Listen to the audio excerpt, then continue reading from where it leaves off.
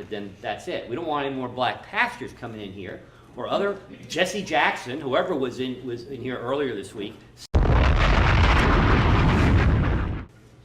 My understanding, while I was cross-examining Investigator Lowry yesterday, is that the Right Reverend Al Sharpton managed to find his way into the back of the courtroom.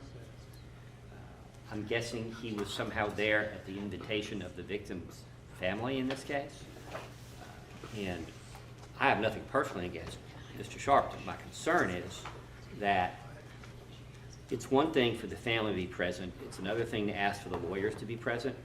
But if we're going to start a precedent, starting yesterday, where we're going to bring high-profile members of the African-American community into the courtroom to sit with the family during the trial in the presence of the jury, I believe that's intimidating, and it's an attempt to pressure, could be consciously or unconsciously, an attempt to pressure or influence the jury. To my knowledge, Reverend Al Sharpton has no church in Glenn County, never has. Hasn't been here since Elaine Brown ran for mayor, to my knowledge. But we have all kinds of people. We have school board members. We have county commissioners. We have all kinds of pastors in this town, over 100.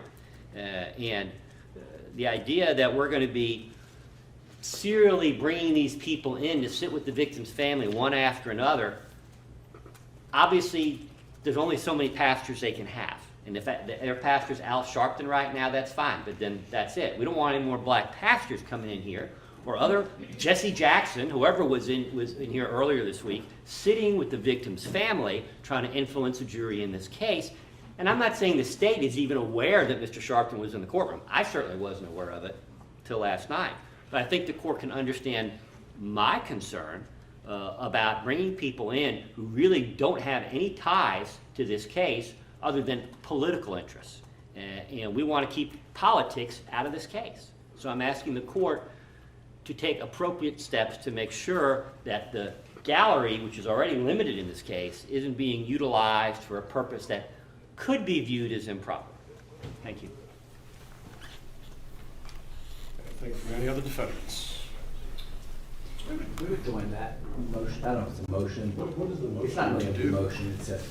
It's a reminder of the court's previous instructions to keep outside influences outside the courtroom.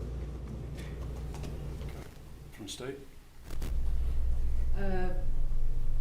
It's a public courtroom, and I have no idea how the Reverend Al Sharpton appeared to be here. So the state had no part in that whatsoever, so the state is unaware of how that occurred or how he came to be seated with the family.